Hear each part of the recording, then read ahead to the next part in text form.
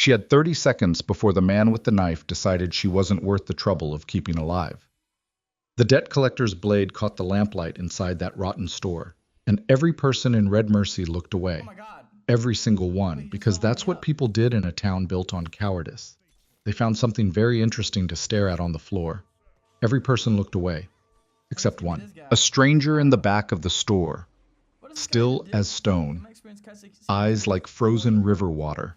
He hadn't moved, hadn't spoken, but he hadn't looked away either, and that made him the most dangerous man in the room. If this story pulls you in from the very first sentence, hit that like button, drop a comment with the city you're watching from.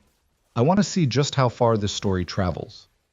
Now let's go back to where it all began. The mountains north of Red Mercy had a name that most people only said once: Black Hollow.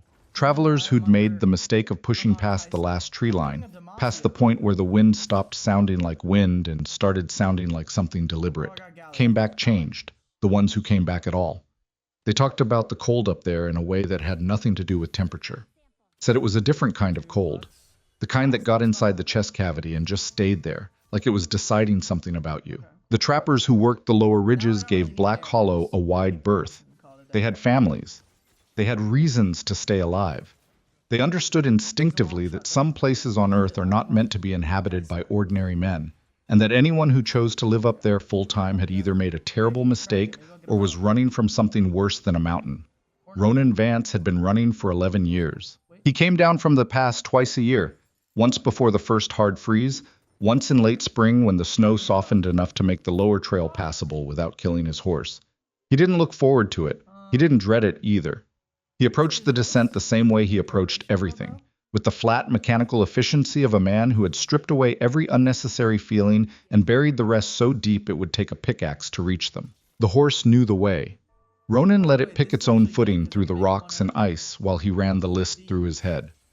Salt, flour, lamp oil, lead shot, 3 sizes, percussion caps, 2 tins if Henley's had them, coffee if the price was under $1. It wouldn't be, but he'd check. He did not think about the town itself. He did not think about the people. Red Mercy was a transaction, nothing more. You went in, you exchanged what you had for what you needed, you left. The fact that other human beings occupied the same space during that process was an inconvenience he had learned to tolerate, the same way he had learned to tolerate the smell. Red Mercy did smell.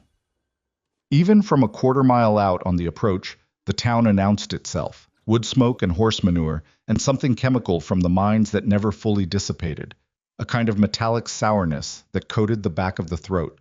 Ronan pulled his collar up out of habit, not against the cold. At this elevation in late October, the air coming off the flats was almost warm compared to what he'd left behind, but against the smell of other people's lives pressing in too close. The town had grown since his last visit. Not much, but enough to notice. A new structure going up on the east end, raw lumber yellow against the gray of everything else. Another saloon probably, or another assay office. In Red Mercy, it was usually one or the other. He tied the horse at the rail outside Henley's General, checked the knot twice, not because he didn't trust himself, but because a man alone in the mountains learned that the difference between careful and dead was usually one moment of inattention, and went inside. Henley's General Store smelled like everything that Ronan associated with the worst parts of civilization.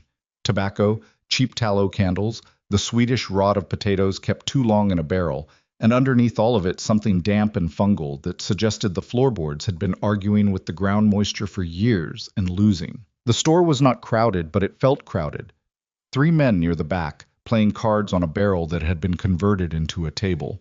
A woman with 2 children pressed against the dry goods shelves, pretending very hard to be interested in bolts of cloth. Old Henley himself behind the counter, reading something and deliberately not looking up. And in the center of the room, blocking the main aisle, a man who Ronan clocked as trouble before he'd taken 2 steps through the door. I was thick through the chest, wearing a coat that had been good quality once, but had acquired the particular griminess of a man who slept in it regularly. He had a knife on his belt. Not a working knife, the kind a trapper or a rancher carried for practical purposes, but the kind worn slightly forward, the kind you were supposed to notice. His hat was pushed back on his head in a way that suggested he wanted people to see his face, to see the expression on it. The expression was the problem. It was the look of a man who was enjoying himself. In front of him, backed against the counter with nowhere to go, stood a woman. She was young, mid-20s maybe, though she had the kind of face that made precise age guessing difficult, because whatever softness she'd started with had been worn down to something harder, dark hair coming loose from a knot at the back of her neck. A dress that had been mended so many times the original fabric was more patch than cloth. Her hands were flat on the counter behind her, fingers spread, and she was watching the man with the knife with absolutely no expression on her face. That was the thing that stopped Ronan in the doorway. Not the knife, not the obvious threat of the man's posture or the way his hand kept drifting toward the handle just to remind her it was there. What stopped Ronan was the woman's face. No tears, no pleading, no performance of helplessness. Just those flat, cold eyes watching the man in front of her like she was cataloging him, like she was filing information away for later use. "I've told you before, Mrs. Cross." The man's voice was conversational, almost pleasant, which was worse than angry would have been. "Thomas's debt don't disappear just because Thomas did. Widow or not, the obligation transfers. Thomas has been dead 4 months. Her voice was steady. Not brave. Steady. There's a difference. Brave suggests effort. Her steadiness sounded like something that had been burnt down to its foundation and rebuilt with different materials. "I've got no money. I've told you that. You've told me a lot of things." He took a step forward. Not close enough to touch her yet, but close enough that she couldn't move without moving toward him. "Here's what I told the boys over at the Kingfisher. Told them I had a debt to collect. Told them the debtor's widow was a handsome woman with nowhere particular to go." He paused. They seemed interested in a working arrangement. The woman with the children near the dry goods made a small, involuntary sound. Nobody else moved. "My name," the man said, almost gently, "is Silas Grady, and I always collect." Ronan had made it exactly 3 steps into the store before he stopped. He stood there with his rifle slung over his left shoulder and his list in his head, and the very specific awareness that none of this was his business, that he had come down from the mountain for salt and flour and lamp oil, and not for whatever was happening in the middle of this miserable general store, in this miserable town full of people he didn't know and didn't want to know. He looked at the woman. She hadn't looked at him yet. She was still watching Grady. He looked at Henley, who was studying his newspaper with the focused intensity of a man trying to become invisible through sheer concentration. He looked at the 3 card players in the back, who had gone very still and very interested in their hands. He looked at the family near the dry goods, the woman pulling her children in close. Then he looked back at Evelyn Cross. She turned her head then, not toward the door, not toward the card players, not in any of the directions that a frightened person looks when they're searching for help. She turned her head directly toward Ronan, like she'd known he was there the whole time, like she'd been waiting to see what he'd do. Her eyes were brown, dark brown, almost black in the poor lamplight of the store, and the expression in them was not a plea. It wasn't hope. It wasn't even desperation. It was assessment. She was looking at him the same way she'd been looking at Grady, cataloging, filing, deciding. Ronan stood there for exactly 4 seconds. He counted them. He had a habit of counting things when he was deciding whether to do something he knew he shouldn't. Then he crossed the store. "What's the debt?" His voice came out rougher than he intended. 11 years on a mountain with no one to talk to had done something to his voice, stripped it down to just the necessary parts, no more volume than it took to carry meaning across a room. Grady turned slowly, in the theatrical way of a man who doesn't feel the need to hurry because he doesn't perceive threats. He looked Ronan over. The worn coat, the fur hat that was more function than fashion, the rifle, the hands, the face, and appeared to arrive at a comfortable conclusion. "Friend," he said, "this is between me and the widow. Best you mind your own affairs." "I'm asking what the debt is." Grady's eyes narrowed slightly. He recalibrated. Not dramatically, not in any way that would have been obvious to someone not watching closely. But Ronan had spent 11 years in a place where misreading an animal, where misreading anything, could end you, and he noticed the tiny shift in Grady's posture. The weight moved back onto his heels, just slightly. $42, Grady said, plus interest, owing from Thomas Cross's loans. The man borrowed from me regular, gambling debts mostly. 42. 42 even, and I'm a fair man, so I haven't added the full interest since. I'll pay it. The store went so quiet, Ronan could hear the lamp above the counter hissing. Grady blinked. It was the blink of a man whose script had just been taken away from him. I beg your pardon? I'll pay the 42. Ronan reached into the interior pocket of his coat and produced a bundle of wrapped furs, beaver pelts, the kind that fetched good prices in the trading post 2 towns over, the kind that represented 3 months of careful trapping in conditions that would hospitalize most men. He set them on the counter. That's worth 60 at current prices. You take the 42 from that and leave the change with Henley. Grady stared at the furs, then at Ronan. You don't even know this woman. No. Then why in them the... Because $42 is $42. Ronan held Grady's gaze. And because I don't like the way this conversation was going. Something moved through Grady's expression then. Not embarrassment, not exactly, but something adjacent to it. The humiliation of a predator being interrupted mid-hunt. His jaw tightened. His hand moved toward the knife handle again, this time less automatically, more deliberate. You're making an error, Grady said quietly. You don't know who I am in this town. I know what you are, Ronan said. Same thing exists in every town, and you know what the furs are worth. Take the money or don't, but you're done here. The silence stretched. The card players in the back had gone so still they weren't even breathing. Then Grady looked at Henley, who was now definitely not reading his newspaper. Looked at the furs on the counter. Did the calculation that men like Grady always did. The one that weighed pride against practicality, revenge against risk, and arrived at whatever decision $42 in certain money makes inevitable. He took the furs. This doesn't end a thing, he said to the room in general, or to Ronan specifically, or to Evelyn Cross. It was hard to tell which. He moved to the door, paused with his hand on the frame. Not a thing. Then he was gone. The lamp kept hissing. Outside, a horse clomped away down the street. Ronan turned to find the woman watching him. I didn't ask for that, she said. No. I wasn't going to let him. I know. He said it simply, without argument, because he did know. He'd seen it in her face.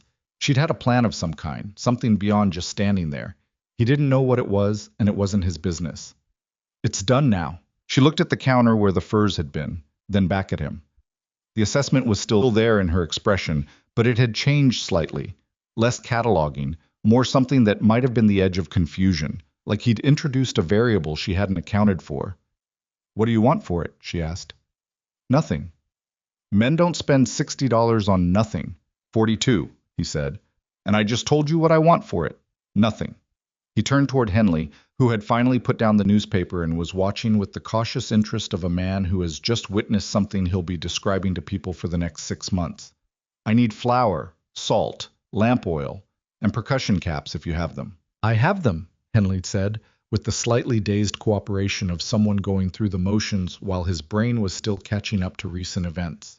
Ronan nodded and moved toward the shelves.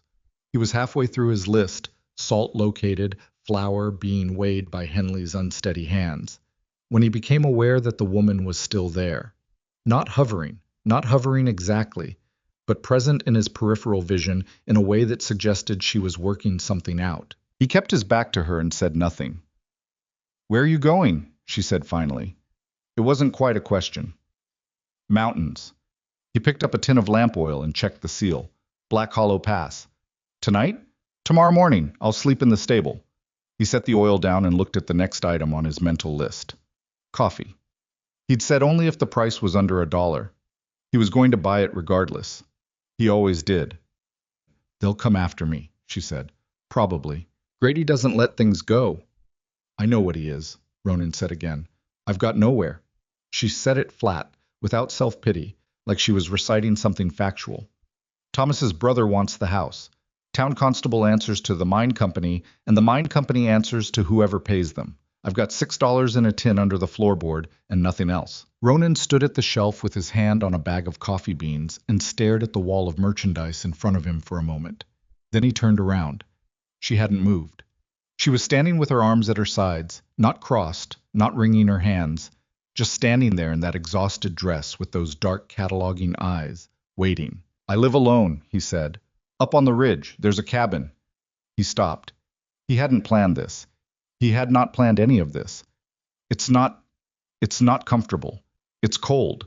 It's a long way from anything, and He stopped again, more aware than he wanted to be of how long it had been since he'd explained himself to anyone. I don't know you. No, she said, and I'm not in the habit of. No, I understand that. It would be.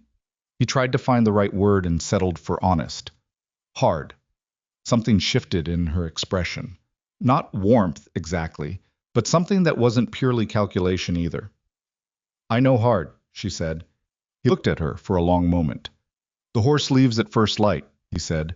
Stables on the south end of town. If you're there, you're there. If you're not, he picked up the coffee. Then you're not. He set it on Henley's counter and went back to his list. She was there. He arrived at the stable at 6 in the morning, an hour before first light by his reckoning, expecting to hitch the horse and leave. Expecting, in some part of himself that he wasn't prepared to examine, the relief of being alone again. She was sitting on a fence post outside the stable door with a canvas bag at her feet and a rifle across her knees. A beat-up Winchester repeater with a scratched stock that had seen better years. She was wearing a coat over her dress now, a man's coat too big for her shoulders, and she had braided her hair and tucked it under a hat. He stopped. She looked at him. He looked at her. Neither of them said anything. The Winchester wasn't a display. She wasn't holding it to make a point, or because she thought it made her look capable. She was holding it the way people hold tools they're accustomed to, without particular thought for it, just in the hand, because that's where useful things go when you might need them. Is that loaded? He asked. It wouldn't be much use if it wasn't. He considered that. Can you ride? Not well, she said. I can stay on. That's what I can promise. He nodded once and went into the stable to get his horse. They were out of Red Mercy before the town's one rooster had finished its first complaint of the morning. The trail into the mountains was not a trail exactly. It was more like a series of suggestions, places where the rock was slightly less impassable than other places, where a person who knew what they were doing could negotiate the terrain without killing themselves or their horse. Ronan knew what he was doing. He had been making this particular ascent for 11 years, in every season, in conditions that ranged from merely brutal to genuinely dangerous, and his body had absorbed the knowledge of it the way bodies absorb all essential knowledge, without conscious thought, through pure repetition. Evelyn did not know what she was doing. She did not pretend that she did, which was the thing that, grudgingly, against his better judgment, Ronan found himself respecting.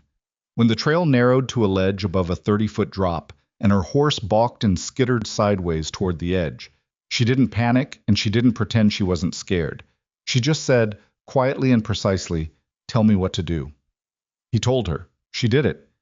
The horse moved back onto the trail. They kept going. They were above the tree line by midday, moving through a landscape that had shed every concession to comfort and become purely functional, gray rock and brown scrub, and above them, the permanent white of the upper snowfields catching the flat October light. The temperature dropped 12 degrees in the space of an hour. He heard her breathing change. "You need to tell me if you can't feel your hands," he said, without looking back. "I can feel them. That can stop without warning up here. If they go numb, I'll tell you." He wasn't sure he believed her, but there was nothing he could do about it until she either told him or fell off her horse, so he kept riding. The silence between them on that first long climb was not comfortable. But it was not hostile.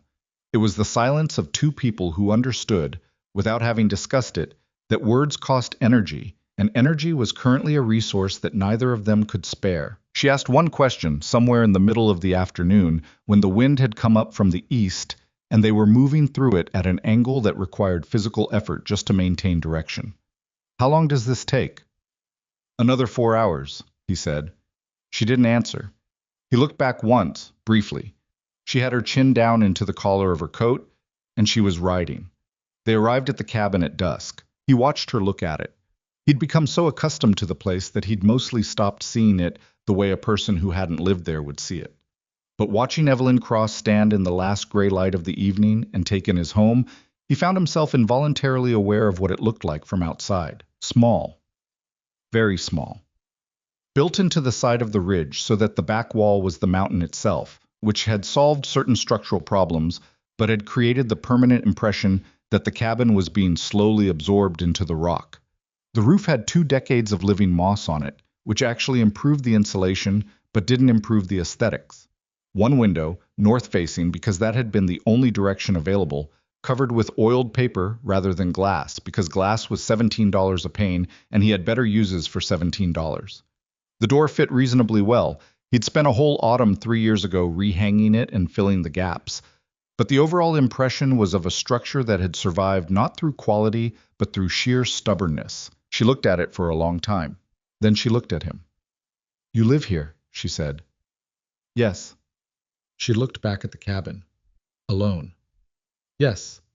She nodded, once, slowly, the nod of a person recalibrating expectations. "All right," she said, and picked up her bag and walked toward the door. He stood there a moment longer than necessary. All right. Not what he'd expected. No obvious horror, no second guessing, no outward doubt. Just, all right. As if the cabin were simply the next fact in an ongoing series of facts to be dealt with. He followed her inside. The interior of the cabin was one room, with a wood stove that was the single most important object in his life, and a sleeping platform built against the east wall, and a work table, and 2 shelves of supplies, and currently the smell of 11 months of one person's occupation, pine smoke, and dried meat, and something Ronan couldn't smell anymore but assumed must be present because he'd smelled it in other people's one-room dwellings. He lit the stove while she stood in the middle of the room, still wearing her coat, looking at the space with the same methodical assessment she seemed to apply to everything. "Where do I sleep?" she asked. He gestured toward the sleeping platform. "You can have that. I'll—" He looked around the cabin as if a solution might present itself. There wasn't one. The floor was dirt. "I'll manage." "That's a kind offer, but I'm not taking your bed." She set her bag down. "I'll make something. Is there material?" "There's blankets in that chest." "And boards?" "There's timber under the lean-to outside." "Then I'll make something." She said it with the practicality of someone who had been making do with available materials their whole life. "Show me where the woodpile is." He showed her. Then he stood back and watched, because he didn't know what else to do, while this woman he'd known for 12 hours moved around his cabin and began doing things. It felt strange. Not wrong, exactly. Strange. Like his eyes were having trouble processing the information they were receiving. The presence of another person moving through his space, touching his things, making sounds that weren't him or the wind or the mountain. He sat at the work table and started stripping a piece of leather that needed work and told himself it was fine. The stove popped and settled. Outside, the first real wind of evening came down off the upper ridge, hit the cabin walls, and went somewhere else. The oiled paper in the window shivered once and went still. Inside, Evelyn Cross found a pot and some dried beans in the second shelf and, without asking, started cooking. Dinner was beans and dried venison and coffee, eaten at the work table with enough room between them that neither person had to be conscious of the other's elbows. She'd made the coffee slightly too strong by his standard, which was not a complaint he was going to make under any circumstances. "How long have you been here?" she asked. "On the mountain."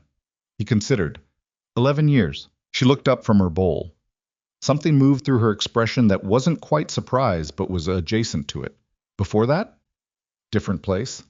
He didn't offer more, and she didn't ask for it, which he noted. "I've never been above the lower trail," she said. "Never thought—" She stopped. "Thomas talked about going up there once. Hunting trip. Denny Hartley told him there were elk up past the snow line that were the size of horses." She picked up her coffee. He never went. Ronan didn't ask about Thomas. He had the shape of Thomas Cross already.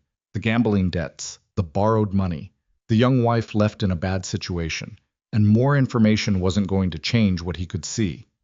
"You're from Red Mercy?" he asked. "Originally from Callowgate, a town he'd heard of. Small, agricultural, 2 days southeast.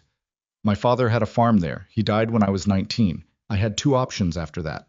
She said it without bitterness, which was more disturbing than bitterness would have been. "I made a choice.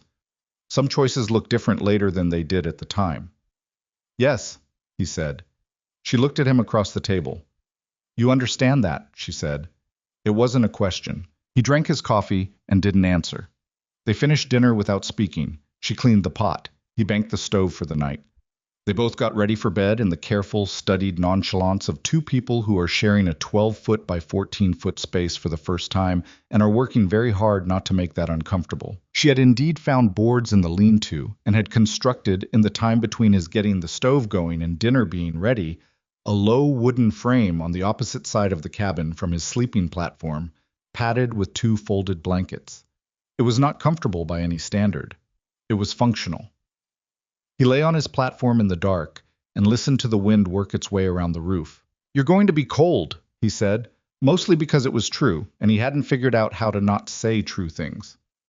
A pause. "I'm cold now. There's another blanket in the chest." "I know, I already took it." He closed his eyes. "Ronan." Her voice was quiet. Not sleepy, just quiet. "Why did you do it?" "In the store." He thought about it, not performing thought, actually thinking, because he wasn't sure he had a clean answer. "I don't know," he said, which was the most honest thing he could offer. Silence. "All right," she said. The wind did its thing. The stove ticked as the metal settled. Somewhere above them, the mountain made a sound like a very deep exhale, the way mountains do when the temperature drops fast. Some combination of rock contraction and snowpack shifting and the general indifference of enormous geological formations to the concerns of the things living on them. Evelyn Cross and Ronan Vance lay awake in the dark for a long time on opposite sides of a cabin that had never held two people before, each of them thinking things they wouldn't have been able to easily articulate. And outside the single north-facing window, the first snow of the season began to fall without warning or ceremony. It fell the way most important things begin, quietly, without asking. The snow that started falling on their first night didn't stop for 4 days. Ronan woke before dawn on the second morning to find 8 inches on the ground and more coming down in the flat, purposeful way that meant the storm hadn't decided anything yet. He dressed in the dark without making noise, a habit from years of solitary mornings, and got the stove going before he registered that Evelyn was already awake. She was sitting on her wooden frame with a blanket around her shoulders, watching the window, which had gone from dark to the particular blue-gray of snowlight. "How long does it usually last?" she asked. Her voice had the texture of someone who hadn't slept well but wasn't going to mention it. "Can't say. Could clear by tonight. Could go a week." He opened the stove and fed it 2 pieces of split pine. "This one feels like it wants to stay a while." She accepted that without visible distress, which he was starting to understand was simply how she processed information. Absorb it, file it, figure out what it changes. No performance of feeling, just the feeling itself, kept internal and worked over privately. What he had not expected in any of the calculations he'd made during that first night awake was that she would be useful. Not useful in the way of someone trying to justify their presence, working hard and visibly to prove they deserved the space they were occupying. That kind of performative effort had its own exhausting energy, and he'd seen it before in men who came up to the mountain thinking they wanted to trap and discovered 3 weeks in that they were actually terrified of silence. Evelyn didn't work like that. She worked the way he worked, because things needed doing, and someone had to do them. And standing around thinking about whether or not you wanted to do them was a waste of time that the mountain didn't allow. On the second day, without being asked, she hauled in 2 loads of firewood from the lean-to while he was working on a piece of harness leather that needed replacing. He heard her make 3 trips, heard the snow squeak under her boots, heard the lean-to door scrape, and then the cabin door and the thud of wood being stacked. He didn't say anything. She didn't say anything. The wood pile next to the stove got taller. On the 3rd day, she found the grain sacks that he'd been meaning to restitch since August, and did it, using the heavy needle and wax thread from his repair kit, her stitches neat and close in a way that suggested she'd done this kind of work before. Not something he expected from a woman who'd grown up on a Callowgate farm, then immediately understood why he shouldn't be surprised by it. The snow kept coming. By the 4th day, the drifts against the north wall were nearly to the window. The wind had found a new frequency, lower, more sustained, the kind of sound that worked its way into the back of the skull and sat there. They were burning through wood faster than he liked. He'd laid in a good supply, more than enough for one person through the worst of the season, but the math changed with 2 bodies in the space, 2 people needing the stove to run hotter, longer. I was doing the calculation in his head, quietly, when she said, "You're counting the wood." He looked at her across the cabin. She was mending one of his wool shirts, a task she'd started an hour ago, after finding a pile of them in the chest with various tiers that had been accumulating since last spring. "You were looking at the pile the same way you look at the supply shelf," she said, "like you're running numbers." "I was." "What are the numbers?" "We're fine," he said. It was almost true. "I'll go out tomorrow if the storm breaks and cut more." She went back to the shirt. He watched her hands work for a moment, not staring, just noticing, and then looked away. "Where'd you learn to mend like that?" he asked. My mother, mostly, and then necessity. She pulled the thread through. Thomas wasn't hard on clothes, but he wasn't gentle with them either, and we couldn't afford the seamstress. A beat. We couldn't afford most things by the end. He almost didn't ask. He had a long practice of not asking personal questions because personal questions invited reciprocal ones. But the storm outside had created a particular kind of enforced intimacy.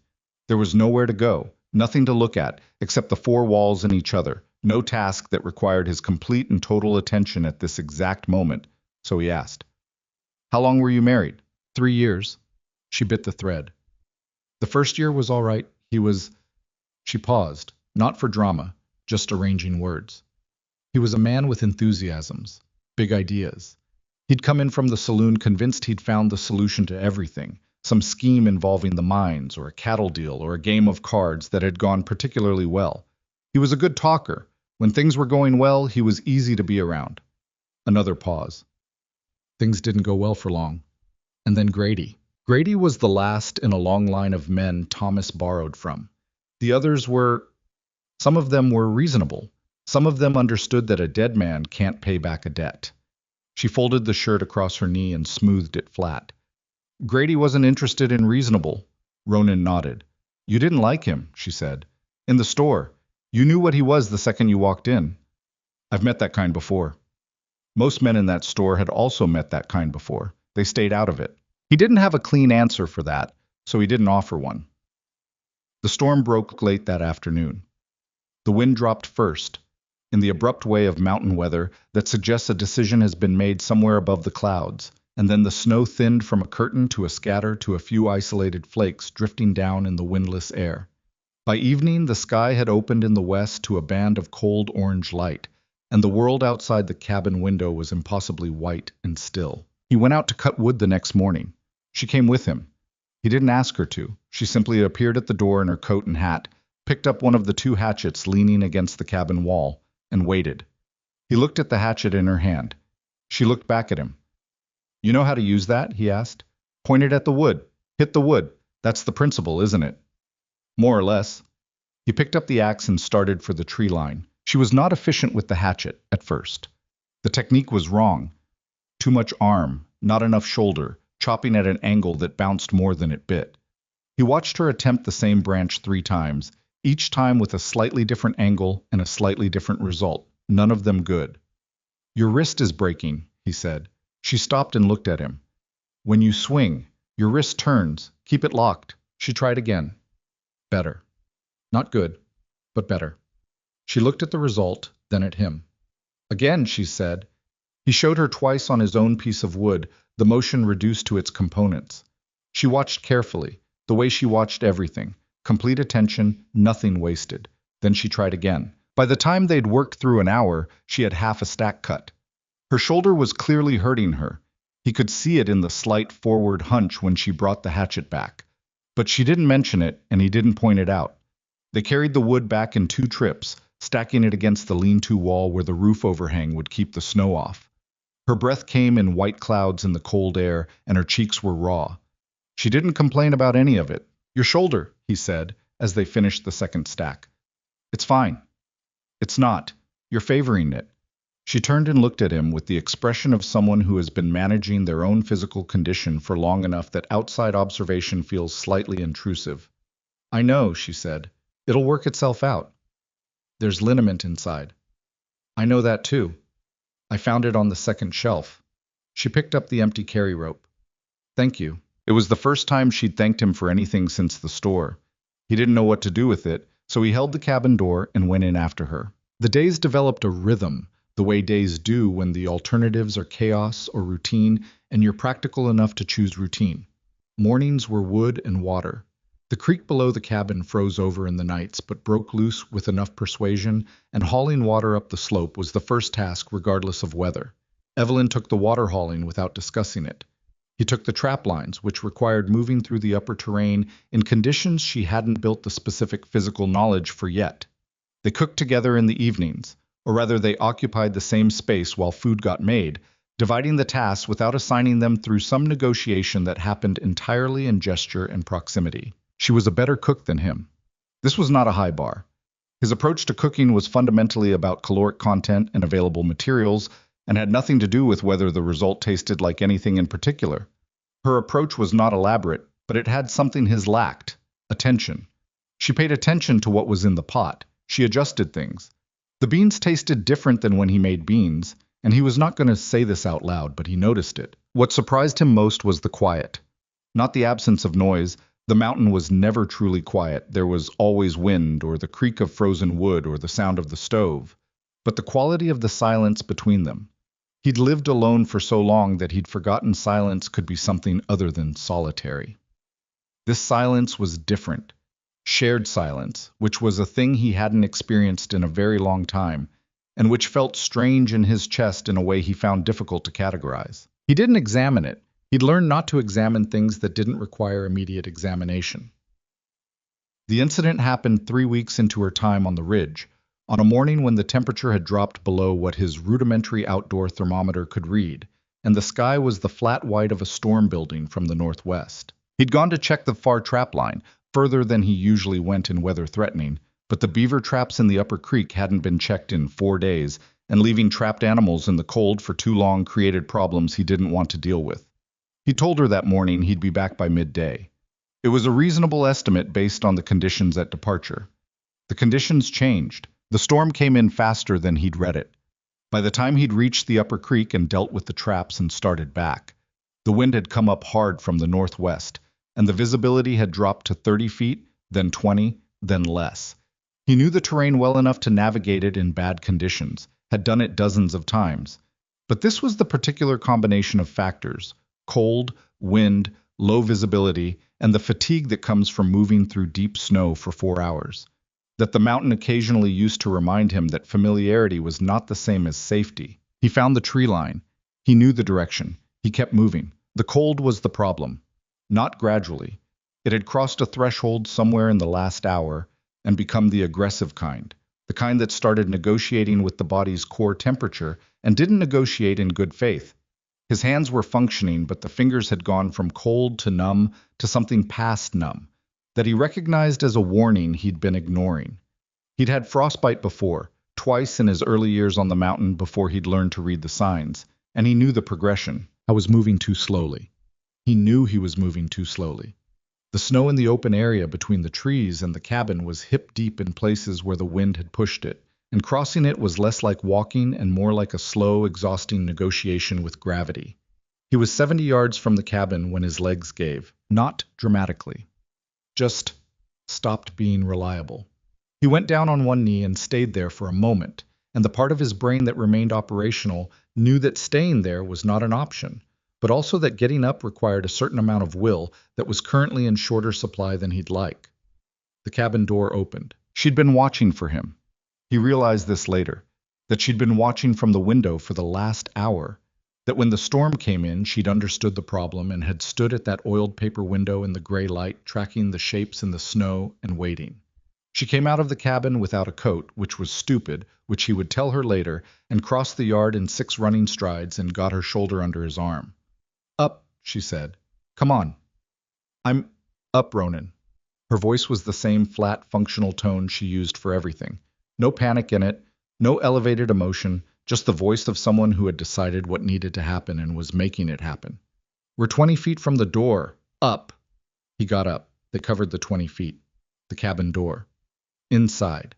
The heat from the stove hit him like a physical impact. She sat him down on the sleeping platform and looked at his hands and said something under her breath that he didn't catch. She went to the stove and poured hot water into the basin. Not boiling, she'd already understood that, and put his hands in it and held them there with both of hers. "Don't," she said when he started to pull back. "Leave them." "It's fine. I know you've had frostbite before. I can see the scars." She kept hold of his hands. "Leave them in the water." He left them in the water.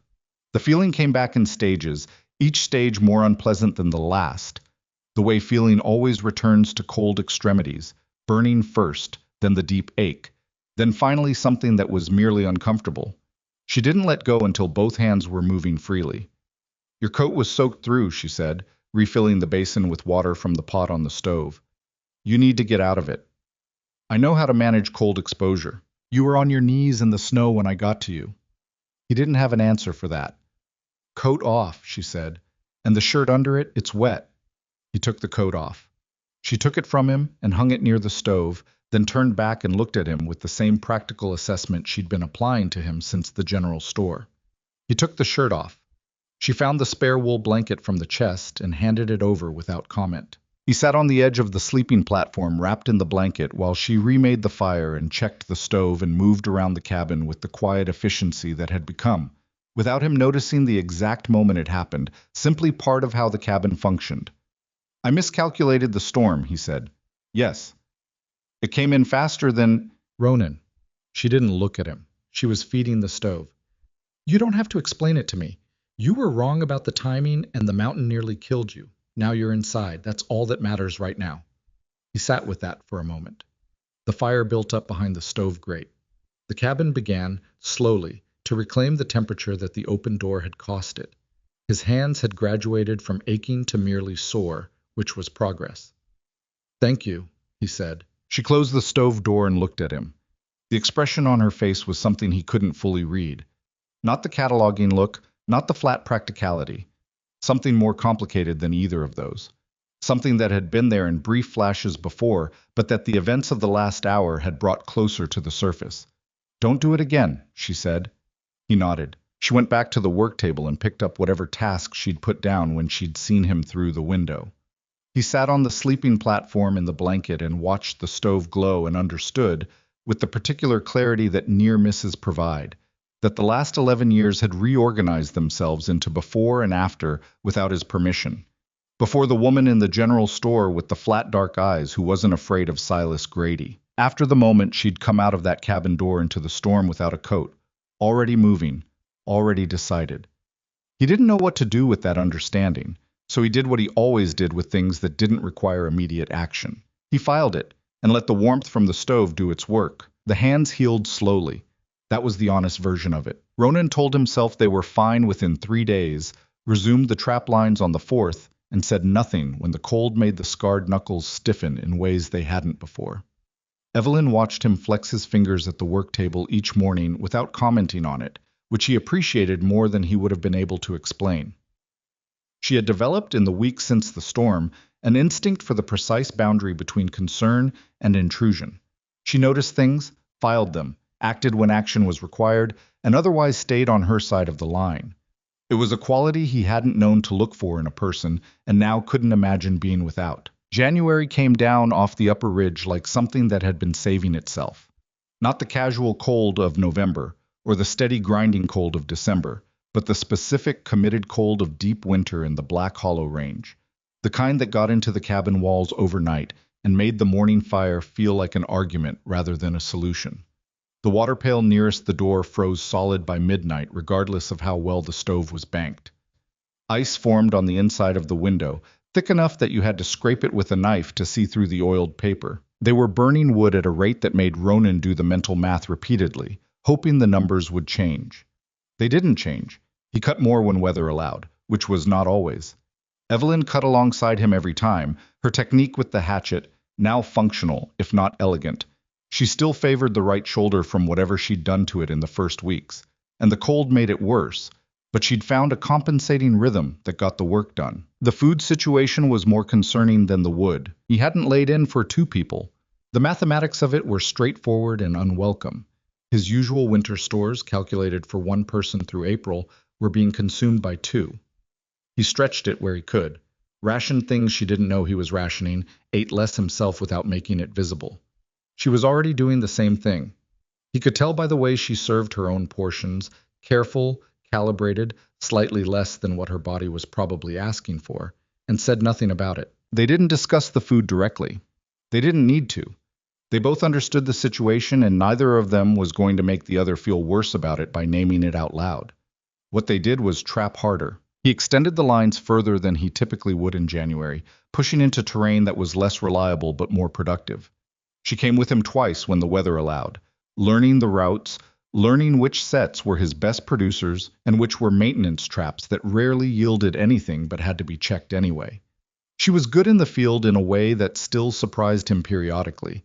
Quiet when quiet was necessary, observant, asking questions that suggested she was thinking about the whole system rather than just the immediate task. "Why do you put these ones here?" she asked one morning, crouching in the snow beside a set along the upper creek bank. "The snow's shallower here. The animal would see it easier." "Look at the bank," he said. She looked. "Slide marks," she said after a moment. "They come down here regular. Every 3-4 days, that bank is their path." He reset the trigger with 2 careful fingers. "You don't put the trap where you want to catch them. You put it where they already are." She was quiet for a moment, thinking this over. "That works for people too," she said. He glanced at her. "Grady," she said. "He found the places Thomas already was. The saloon. The card tables. He didn't create the problem. He just put himself in the path of it." She stood and brushed snow from her knees. "Doesn't make him less of what he is." "No," Ronan said. They didn't talk about Grady often, but when the subject came up, it arrived with a specific weight, the awareness, which neither of them mentioned but both carried, that the snow wouldn't last forever. That come spring, when the pass opened, the conversation that had been interrupted in Henley's general store would eventually resume. What form it would take was unclear.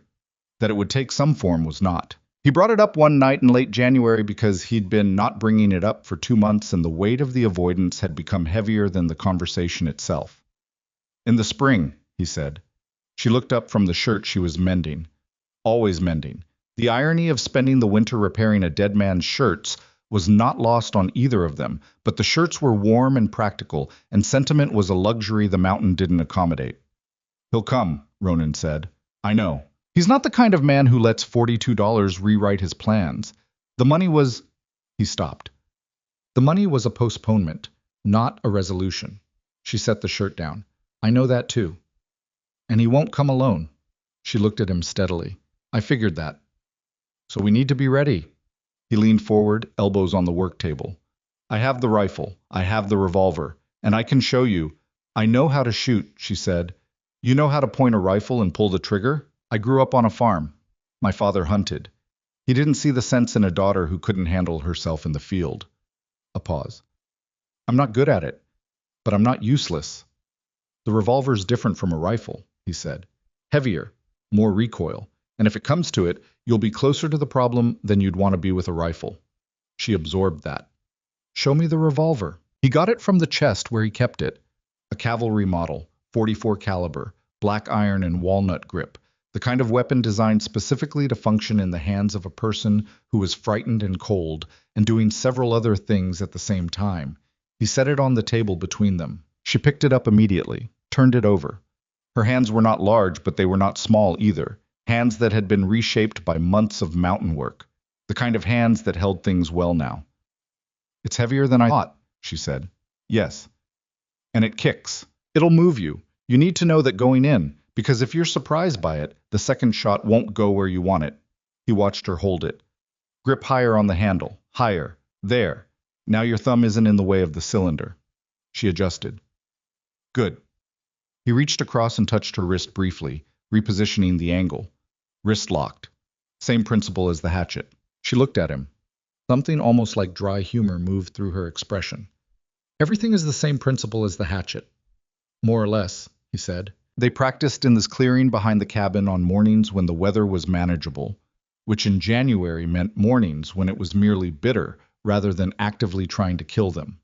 He set up marks on a fence post and a section of bark propped against the woodpile, and let her find her own relationship with the weapon, watching for the errors without rushing to correct them. She needed to discover certain things herself, because knowledge that comes from your own body sticks differently than knowledge you're told. The first shot went wide by 4 feet, and the recoil sat her back on her heels. She said nothing, just looked at where the shot had gone, looked at the revolver, looked at him. "Again," she said. It was always again with her. He'd noticed this early, and it hadn't changed. She didn't waste time being discouraged, didn't perform frustration, just recalibrated and tried again. It was, he thought, probably how she'd survived Thomas Cross and Silas Grady and Red Mercy and the first weeks on the mountain. Not by being exceptional, but by refusing to stop. By the 3rd morning of practice, her groupings were beginning to mean something. Not tight, not accurate in the way of someone trained, but intentional. There was thought behind each shot now, not just hope. "Your shoulder," he said, the 3rd morning. "It's fine." It's not fine, you hiss every time the gun comes back. She looked at him. Caught. The expression was briefly, uncharacteristically unguarded. Not embarrassment exactly, but the look of someone who has been working hard at not being seen and has been seen anyway. She recovered quickly. It's manageable, she said, with more precision. Let me look at it. Ronan, you need both arms working. Let me look. A pause. Then she pulled the collar of her coat aside and worked the shoulder free. He'd expected a muscle problem, something from the woodcutting in the early weeks. What he found was older than that, a joint that had been damaged before she came to the mountain, healed crooked, and was now being asked to absorb the recoil of a .44 caliber revolver on a daily basis. How? He said. She pulled the coat back up. It doesn't matter. It was deliberate. He didn't make it a question because he could see that it was, and asking her to confirm it would just make it harder. She was quiet for a moment. The wind came through the clearing and pulled at the loose strands of her hair. The second year, she said finally. When Thomas started losing more than winning, She stopped. He was sorry after. He was always sorry after. Ronan didn't say anything, because everything he was capable of saying felt inadequate in the specific way that true things sometimes are. It healed wrong, she said. I didn't have the money to see a doctor, and by the time I had enough it had already… She stopped again. I manage it. I know you manage it. He picked the revolver up from where she'd set it on the fence post. We adjust how you hold it. Bring the grip down slightly. It won't be as stable, but it'll distribute the recoil away from the joint. He demonstrated. Like this. She looked at the grip position for a moment. Then she took the revolver back and tried it. Better? He asked. Better, she said. They kept practicing. There were nights in February when the nightmares were bad. His or hers. The distinction was less clear than it should have been, because in a one-room cabin, what one person experiences in sleep becomes part of the other person's night, whether they want it to or not. He'd been having some version of the same dream for 11 years. Variations on the same event, the same faces, the same specific moment that had sent him up into the Black Hollow range in the first place. He didn't know what she dreamed. He knew the sound of her waking from it, a sharp, indrawn breath, followed by silence, followed by the careful movements of a person who had woken suddenly and was orienting themselves quickly, making sure of their location. One night in the third week of February, when the temperature outside had been below zero for 6 straight days, and the cabin was doing its best against it, he woke at 2 a.m. to find her sitting up on her sleeping frame with her arms around her knees. He watched her for a moment in the dark. You don't have to pretend, he said. She looked over at him. In the faint glow from the stove grate, her face was mostly shadow. You wake up like something's still in the room with you, he said. She was quiet for a long moment. Then she said, Does that go away? He thought about 11 years of the same dream in different forms. It changes, he said, which was honest, if incomplete. She rested her chin on her knees. The stove clicked. Outside, the wind was doing its patient work against the roof. The night he died, she said, Thomas, I was relieved. She said it flat, like a confession that had been waiting a long time for the right darkness to be set in. Not glad. I wasn't glad, but relieved. And then I spent the next 4 months feeling like a terrible person for that. You weren't, he said. I know that. A pause. Most of the time I know that. She looked at the stove grate. Some nights I forget. He didn't offer comfort, because she wasn't asking for comfort. She was asking for witness, just for someone to hear it said out loud, which was different. He understood that. He'd had things himself that needed to be said out loud in the dark before they'd stop being so loud inside. I had a partner, he said.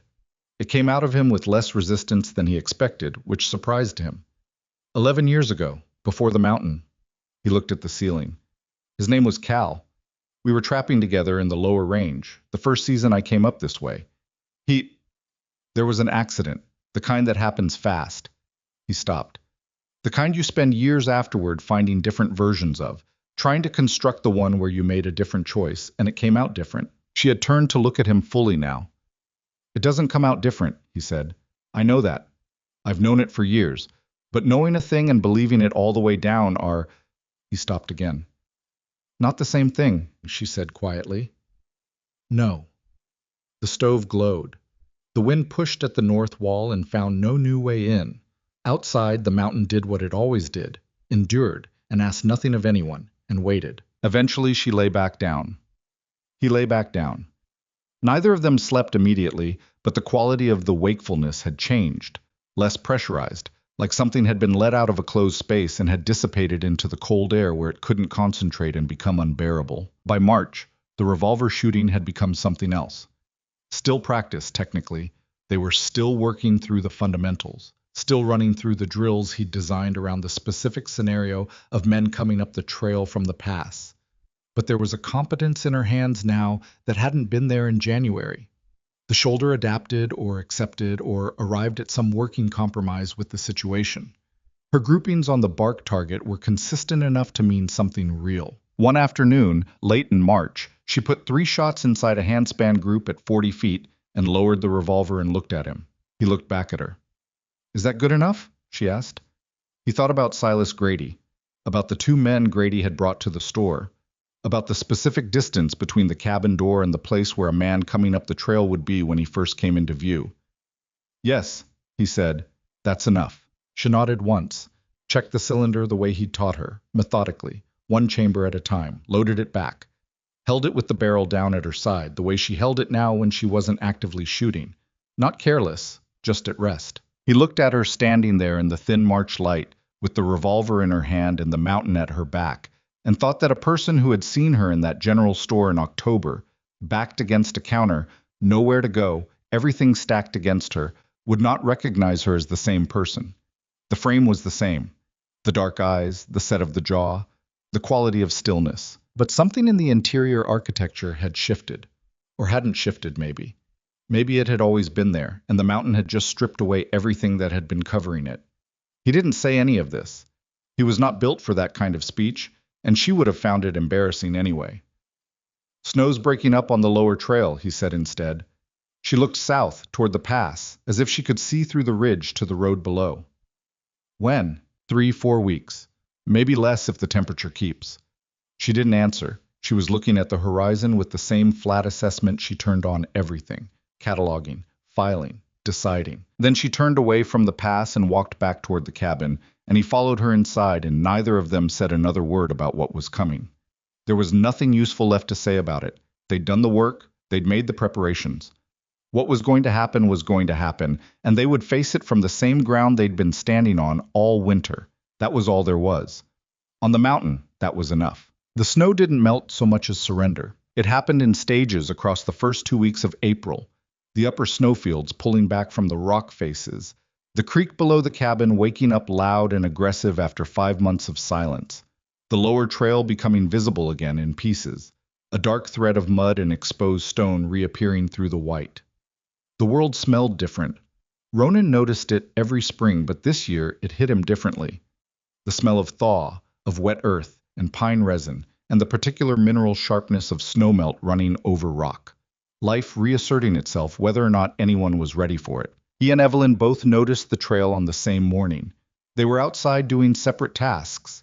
He was checking the lean-to roof for winter damage. She was hauling water from the creek. When she stopped at the top of the slope and looked south without saying anything. He looked where she was looking. The pass trail was visible for the first time since October, a thin dark line working its way up through the rock and scrub. Neither of them commented on it. They went back to what they were doing. But that evening, after dinner, Ronan moved the rifle from its place on the wall pegs and set it on the work table and checked it completely. Every part, every mechanism, the barrel swabbed and examined, the action cycled until he was satisfied with each component individually and the whole thing together. Evelyn watched from across the table without being asked to.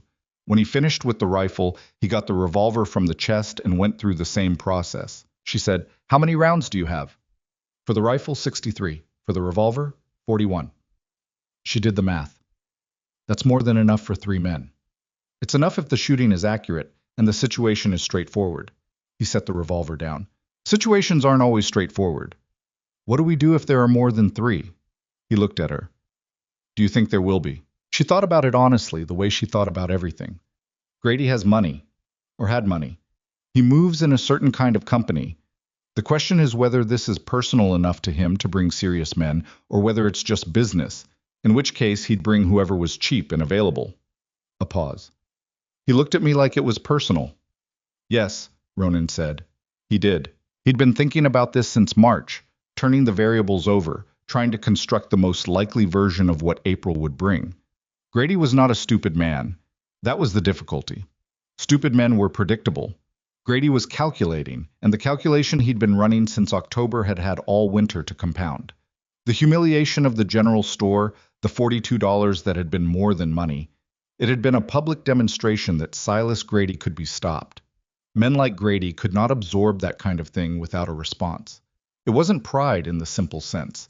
It was the structural necessity of what he was. Let one debt go answered, and every other debtor in Red Mercy would know about it by the following week. So he would come. The only real question was when. The answer came on a Tuesday morning, 10 days into April, when the trail mud had begun to firm up enough for horses, and the sky was a hard clear blue that had no warmth in it yet. Ronan was outside splitting wood when he heard it, the specific intermittent sound of hooves on wet rock moving uphill. He'd been listening for it for 2 weeks. He recognized it immediately. He set the axe down carefully, not dropping it, and went to the cabin door. Inside, he said. She was at the table. She looked at his face and didn't ask questions. She stood and picked up the revolver from the shelf where it had been sitting loaded for the past 10 days, checked the cylinder, force of habit now, automatic, and moved toward the window. How many? She asked. Can't tell yet, at least 2 horses. He took the rifle from the wall. Stay back from the window. If they don't see you in the yard, they'll have to come to the door. That's worse. I know, but it narrows the angles. He pushed 2 extra rounds into his coat pocket and looked at her. You know what we discussed. If you go down, if I'm not on my feet, you don't wait to see what happens next. She held his gaze for a moment. Her jaw was set, and her hands on the revolver were not shaking, not yet. And her eyes had the focused, emptied quality of someone who has arranged themselves for something difficult and is holding that arrangement through pure deliberate effort. He recognized it because he'd felt it himself. That specific internal stillness that isn't calm, but functions like calm. Don't go down, she said. He went outside. They came up the trail in the way that overconfident men come into uncertain territory. Not cautiously, not with any particular tactical intelligence, but with the momentum of people who expect the situation to unfold the way they've already decided it will. 3 of them. Grady in front on a roan horse, and behind him 2 men that Ronan didn't recognize. One was large, thick through the shoulders, the kind of size that suggests it's been useful in past situations and has therefore been relied upon. The other was younger, leaner, with the particular alertness of someone paid for specific skills rather than general intimidation. The younger one was the problem. Ronan clocked him first and kept him in the peripheral awareness. Grady pulled up 20 yards from the cabin and looked at Ronan standing in the yard with the rifle. He looked like a man arriving at a destination he'd been thinking about for a long time. There was something almost satisfied in his expression. Not happy, exactly, but resolved. The way a man looks when he's finally about to do the thing he's been putting off. Vance, he said. Grady, you've had a comfortable winter, looks like. He looked at the cabin, the lean-to, the woodpile, the cleared yard. His eyes moved the way a man's eyes move when he's cataloging a space for tactical purposes. Cozy setup you've got up here. What do you want? Grady smiled. It was not a good smile. You know what I want. I want what I came to Red Mercy for 6 months ago. The debt's still outstanding. The debtor's wife is still, he looked at the cabin window, presumably still in residence. And the man who interfered with the legal collection proceeding is standing right in front of me. I paid the debt, Ronan said. You took the furs. I took $42 toward what was owed me. The rest, Grady shrugged, theatrical about it, we can discuss. Mrs. Cross and I have an arrangement to finalize. A business arrangement. The boys at the Kingfisher are still interested. The large man behind Grady shifted his weight. The younger one hadn't moved at all. That stillness was deliberate, and it was the most dangerous thing in the yard at this moment. You need to turn around, Ronan said. Take your men and go back down the trail. This is the only time I'll say it. 1 man with a rifle, Grady said, almost pleasantly. And I count 3 of us. Those are interesting odds to be issuing ultimatums from. Turn around, Grady. Grady's pleasant expression didn't shift. He looked at Ronan for a long moment with the look of someone arriving at a decision they'd already made days ago. Then he nodded, not to Ronan, to the men behind him. The large man went for his gun. Ronan brought the rifle up and fired in one motion, the way 11 years of solitary existence in terrain that occasionally required fast, accurate shooting will train a body to move, without the intermediary steps of conscious decision, just the body doing what it had been taught. The large man took the shot in the upper left chest and came off his horse sideways, landing in the mud with the boneless weight of someone who has stopped making decisions about where they fall. The younger man had already moved. Fast. Faster than Ronan had estimated, and he'd estimated fast. He'd gone left off his horse the moment Ronan's rifle came up, using the horse as cover, and he came up with his pistol in the space of 2 seconds and put a shot past Ronan's right ear that was close enough to feel. Ronan threw himself left, behind the woodpile, and worked the rifle's lever action. The mechanism stuttered. He worked it again. Stuck. The action had jammed. The specific, maddening malfunction that happened sometimes in wet weather when the mechanism got debris in it, the thing he'd been scrupulous about preventing all winter, and had apparently failed to prevent this morning. He stripped the round, tried again. Still stuck. He had 4 seconds before the younger man repositioned for a clear shot. From behind the woodpile, he couldn't see Grady. That was the second problem. Grady had moved off his horse during the first shot, and Ronan had lost visual on him, which meant Grady was somewhere in the yard that Ronan couldn't see, which was exactly the situation he'd been trying to prevent.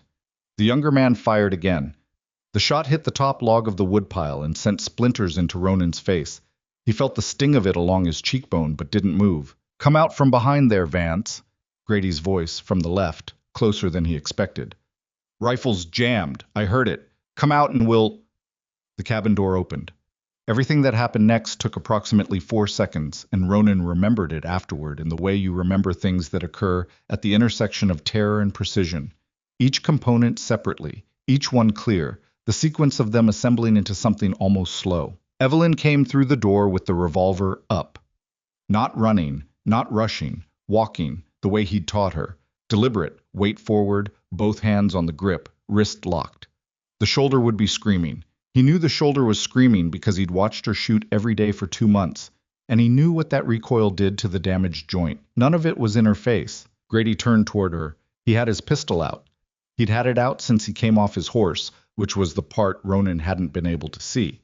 And he swung it toward her with the mechanical efficiency of a man who has done this kind of thing before and is not particularly troubled by pointing a weapon at a woman. I was 25 feet from her. She was 40 feet from the woodpile where Ronan was pinned. The younger man behind the horse was repositioning, tracking her now instead of the woodpile.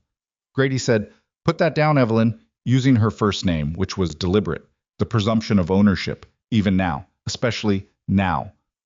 "You're not going to—" She fired. The revolver went off with the heavy, concussive report that it always produced. Not the sharp crack of the rifle, but something deeper, more physical, a sound you felt in the sternum. The recoil moved her back half a step. The shoulder took it. She stayed up. Grady went backward off his feet like something had hit him at speed. He came down in the mud and the slush at the edge of the yard, and he came down hard, and he came down still, the way bodies land when the decision has been made before they hit the ground. The younger man had frozen for the half second that Evelyn's shot produced in everyone, that involuntary full-body pause when something large and final happens nearby. And Ronan used that half second to get the jammed round clear of the action and chamber the next one. He came up over the woodpile with the rifle and put the muzzle in the direction of the younger man's face. The younger man looked at the rifle, looked at Grady in the mud, looked at Evelyn, who had the revolver pointed at him now with the same deliberate two-handed grip, the barrel not moving, her feet planted in the wet yard. He put his pistol on the ground very slowly. Then he put his hands up. The silence that followed was the loudest thing Ronan had heard in months. He came out from behind the woodpile with the rifle up, keeping the young man in his sights while he crossed the yard. He picked up the dropped pistol and stepped back. The large man was not moving and would not be moving again. Grady was the same. "Back down the trail," Ronan said to the younger man. "Leave the horses. You walk." The man looked at the horses, calculating. "You walk," Ronan said again, with the specific quiet emphasis of someone who is not going to say it a third time. The man walked. They stood in the yard and watched him pick his way down the muddy trail until he was out of sight around the first bend. Whether he kept going all the way to Red Mercy or stopped somewhere on the lower trail, Ronan didn't know. It was a problem for later. He lowered the rifle. He turned to look at her. She was still standing where she'd been when she fired, both feet in the wet mud of the yard, the revolver at her side now, smoke still trailing from the barrel in the cold spring air. She was looking at Grady where he'd fallen, with an expression that was not what Ronan expected. Not relief, not satisfaction, not horror, exactly. It was something more complicated than any of those things. The look of someone who has done something that could not be undone and was in the process of understanding, for the first time in the real way, rather than the theoretical way, what that meant. Her hands started shaking. Not slightly, genuinely shaking. The deep tremor that comes after the body has held itself in check for too long and has decided the emergency is over and is now presenting the bill for what that cost. She was aware of it. He could see her become aware of it, could see the moment she registered her own hands moving and didn't know what to do about it. He crossed the yard to her. He took the revolver from her hands, carefully, and broke the cylinder and let the spent cases fall into the mud and set it aside. Then he did the thing that he would not have been capable of doing 6 months ago, before a winter in a 12 by 14 cabin with this woman, before the water hauling and the firewood and the beans and the nightmares in the dark, and 2 months of watching her refuse to stop. He put his hand against the side of her face, briefly, the way you touch something to tell it that it's real. She closed her eyes for exactly 2 seconds. Then she opened them and stepped back and looked at the yard and said, in a voice that was steadier than her hands, "We need to deal with this before dark." "Yes," he said. "And the horses need to be tied." "Yes." She looked at him. There were things in her expression that were not going to be said right now, that were going to be processed privately, in the way she processed everything, filed and worked over in the quiet hours, until they became something she could carry instead of something that was carrying her. He understood that. He had 11 years of experience doing the same thing. "You're bleeding," she said. He touched his cheek. The splinters from the woodpile. He'd forgotten about them. "I'm fine," he said. "I know," she said. "Let me look at it anyway."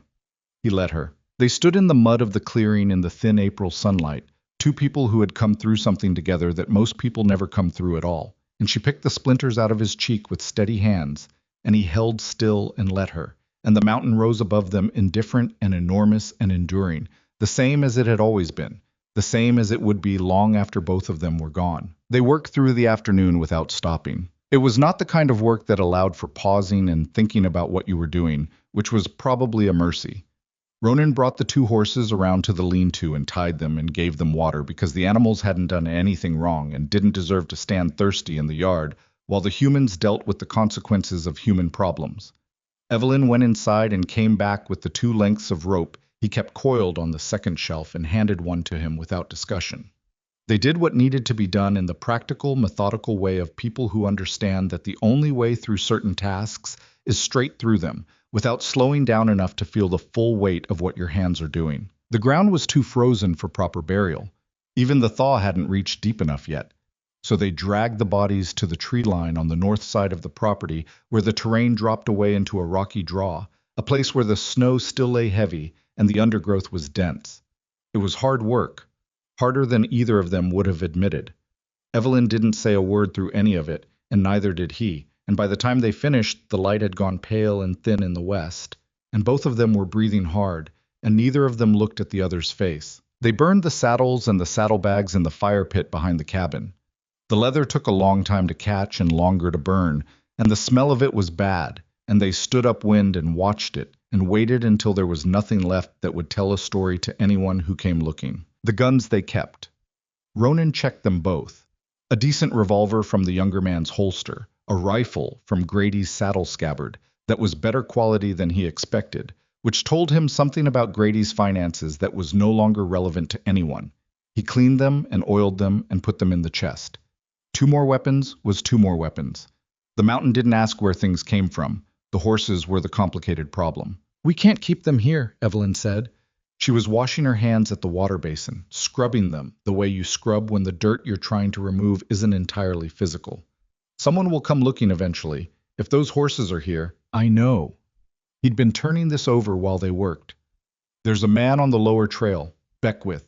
He runs cattle in the valley, keeps to himself. I've traded with him." He dried his hands on a rag and looked at the horses through the lean-to door. "I'll take them down tomorrow. Tell him I found them loose on the pass. He won't ask much. And if the younger man talks, when he gets back to Red Mercy. Ronan thought about the man's face when he'd put the rifle on him, the calculation in it, followed by the decision to walk away. He was hired, he said. Hired men who walk away from a job don't generally advertise that they walked away from a job. And Grady doesn't have anyone left to report to. He folded the rag. The constable in Red Mercy answers to the mine company. The mine company is not going to spend money investigating what happened to Silas Grady on a mountain pass on behalf of men who hired out their guns. It's not worth it to them. She turned this over. You sound certain. I'm not certain. I'm calculating probabilities. He looked at her. The probability that anyone in Red Mercy will spend serious effort on this is low. The probability that the hired man will keep his mouth shut to avoid explaining his own part in it is high. A pause. That's not the same as certain. Nothing's certain. She nodded. She understood the difference. She'd always understood the difference. And she didn't ask him to promise her something more than the honest odds. It was one of the things about her that he had stopped noticing because it had become simply part of what she was, the same way the cabin's particular smell or the sound of the creek in the morning had become part of the mountain's baseline. They ate dinner late after dark, both of them moving around the cabin with the slightly mechanical quality of people running on the last of the day's reserves. She made something simple, the dried beans again, with the last of the smoked venison cut thin across the top, and coffee that she made correctly this time, at the strength he preferred, a calibration she'd made sometime in December without commenting on it. He noticed things like that. He noticed more things than he let on. He sat at the table with his coffee and looked at his hands and thought about the day. What struck him, sitting there in the ordinary lamplight of the cabin he'd built and occupied alone for 11 years, was not the violence itself. He'd been in difficult situations before. The mountains had produced their share of them, and he'd produced a few himself, in the years before Black Hollow when he'd been a different and less careful kind of man. What struck him was the door opening. The moment the cabin door had opened and she'd come out into that yard, he'd replayed it multiple times since it happened, the way the mind involuntarily replays the events it hasn't finished processing.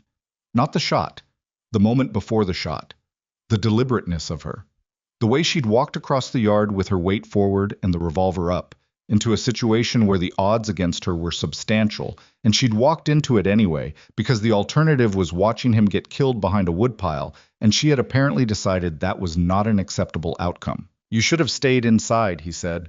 She looked up from her bowl. That was the plan, he said. If it went bad outside, you were safer. You were behind a woodpile with a jammed rifle, and Grady had already moved to flank you, she said, with the patience of someone explaining something to a person who already knows they're wrong. If I'd stayed inside, he would have come around the woodpile and shot you at 4 feet. She looked at him steadily. That wasn't a plan anymore. That was a situation. You could have been shot. Yes. She picked up her coffee. So could you. He sat with that. There wasn't much he could do with it because she was right.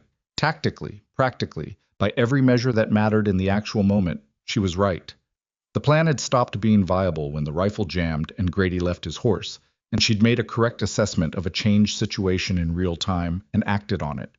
That was not a thing he could argue with. What he couldn't say, what was sitting in his chest in a way that had nothing to do with tactics or probability calculations, was that the 4 seconds between the door opening and the shot had been the longest 4 seconds he'd experienced since Cal went into the snow 11 years ago on the lower ridge, and that the feeling those 4 seconds produced in him was not a feeling he had a ready category for, because he'd spent a decade and more making sure not to be in situations where that particular feeling was possible. He drank his coffee.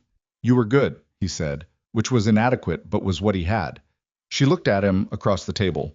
Her expression did the thing it sometimes did in private moments. The outer layer of practicality went thin, and something more complicated showed through, not softness exactly, but the suggestion of depth beneath the surface. I was terrified, she said. That's not the same as not good. I know. She set her coffee down.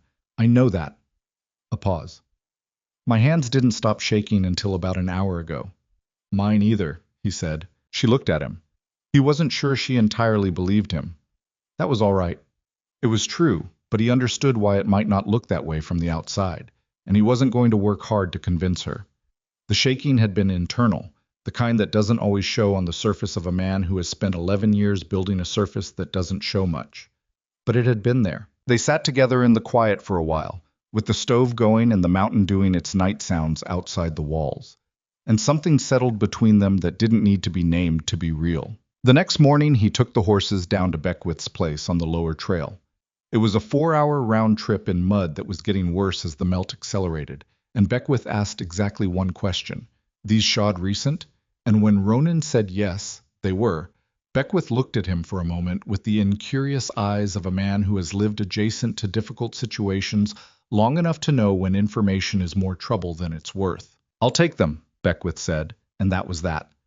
Ronan made the climb back up in the early afternoon, his boots caked with mud to the ankle, and his shoulders tired from the footing, and when he came over the last rise and the cabin came into view. He stopped for a moment the way he had stopped 6 months ago in Henley's general store, noticing something without having planned to notice it. Smoke from the chimney. The lean-to door propped open the way she propped it when she was working inside it. The sound, faint but audible, of the hatchet on wood, the rhythm of it now confident and even, nothing like the tentative chopping of those first autumn mornings. Small things. The ordinary evidence of a place that was occupied and tended and alive. He'd thought about this cabin differently all winter, in ways he hadn't been fully aware of in the moment of thinking. It had stopped being a place of exile somewhere around January, and he hadn't marked the exact date because there was no exact date. It had been a gradual thing, so gradual it was invisible as it happened, like the way the light changes through a winter afternoon, not in any single perceptible increment, but cumulatively, undeniably different from one end to the other. He went inside. The weeks that followed were a different kind of settling. The threat had passed, or had passed enough, in the sense that nothing in life passes completely. And the mountain was moving into the full thaw, the creek running high and loud, the first green things working their way up through the snow's retreat. Ronan's trap lines were productive in spring in ways they weren't in winter, and they fell into a new pattern, slightly different from the winter one, adjusted for the longer days and the changed terrain, and the fact that both of them had, without formally acknowledging it, stopped thinking of the cabin as temporary. She had not suggested leaving. He had not suggested she leave. The subject of Red Mercy came up once, in early May, when she mentioned something about the house Thomas's brother had wanted. She thought he'd probably taken possession of it by now, and Ronan said probably, and that was the extent of the conversation. Red Mercy was the past. Both of them were disinclined to revisit the past more than necessary. What replaced those conversations were different ones, practical, mostly, the way most conversations were between people whose daily life was still largely about survival. The trap lines. The supply question. They'd need to go down before high summer to lay in for next winter, a trip that required a certain amount of planning given that neither of them was eager to walk back into a town that might have complicated feelings about what had happened on the pass. Not Red Mercy.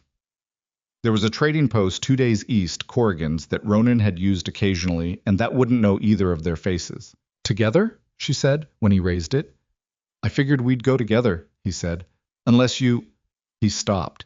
He'd been about to say unless you'd rather go alone, and the absurdity of that sentence in this context stopped him partway through. She'd looked at him with a trace of something dry in her expression.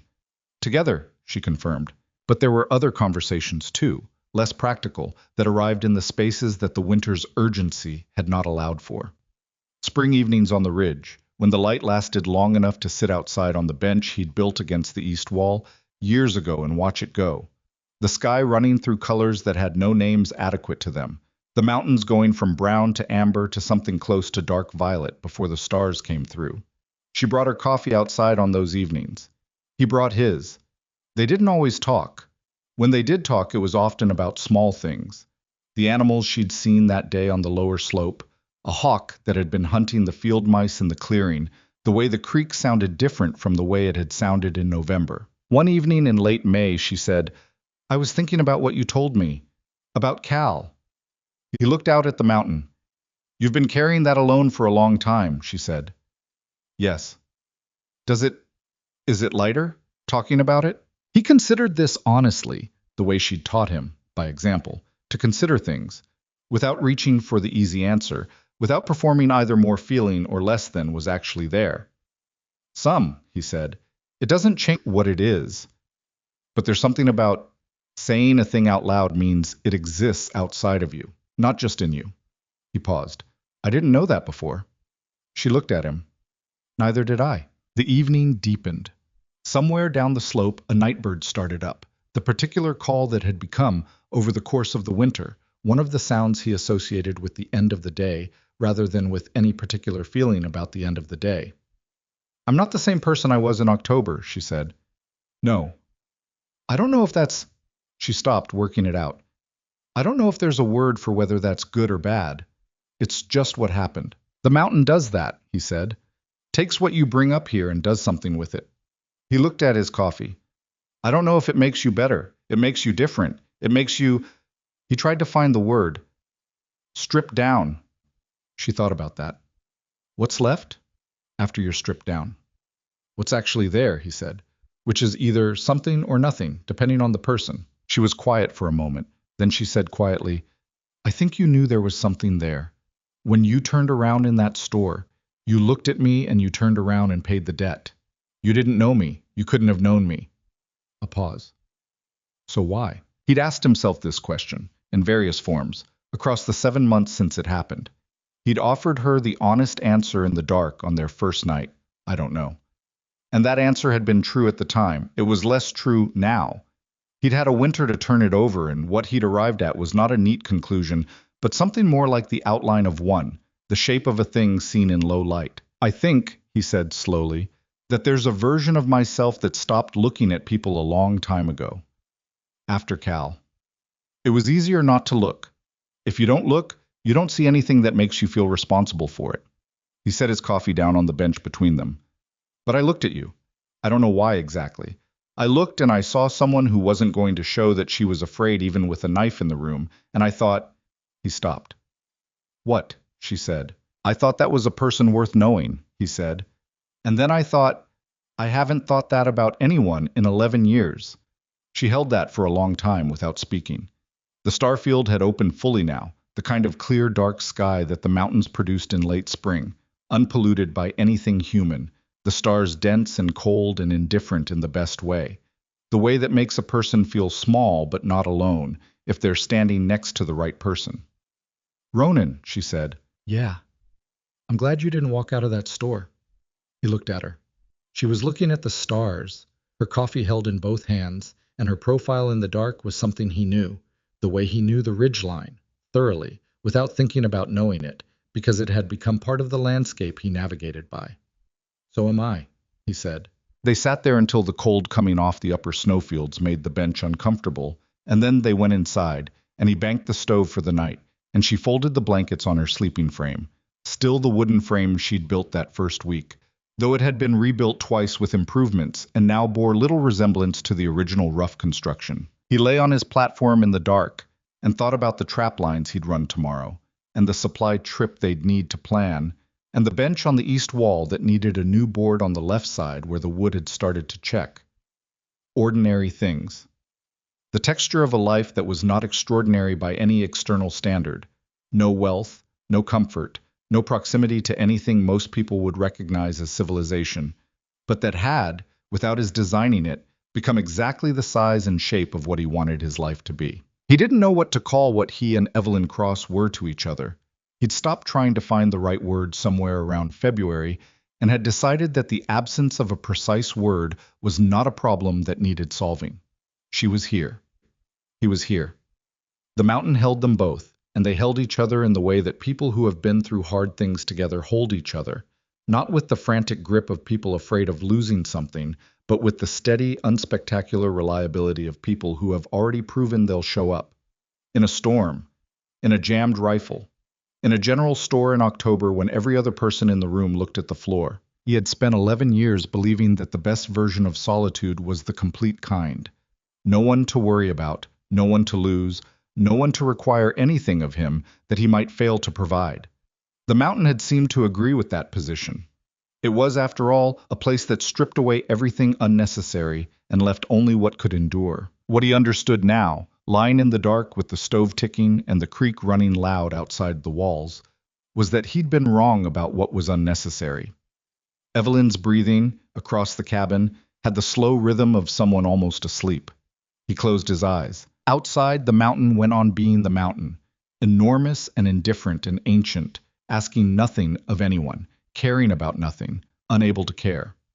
And inside the small, ridiculous, moss-roofed, dirt-floored cabin built into its side, two people who had arrived at this place by completely different routes of damage and survival and stubborn refusal to quit were alive and warm and not alone. The mountain didn't care about that, but they did. And in the end, that was the only thing that had ever mattered.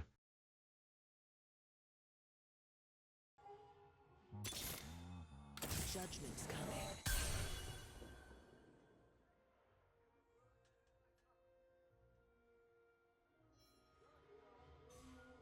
Hello, Jamie.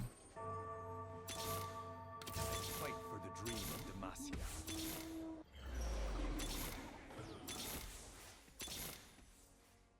Choose evil, get shot.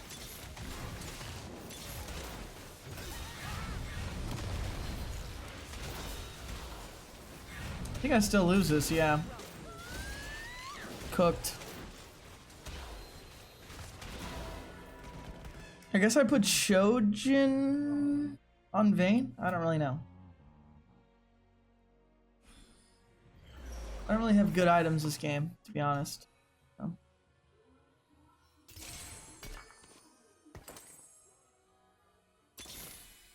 Demacia must lead by example.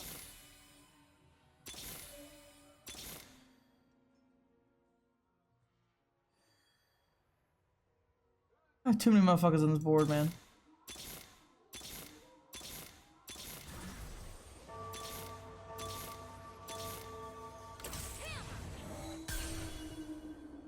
I don't need this either. Hey, why the fuck is JJ playing solo duo? Is he actually? Zach, what the hell? Teach me what kind of lesson, dude? I don't understand.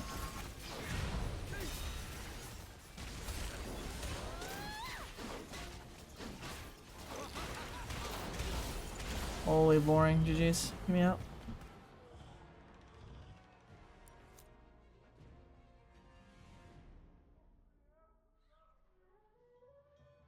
Burn. Hello.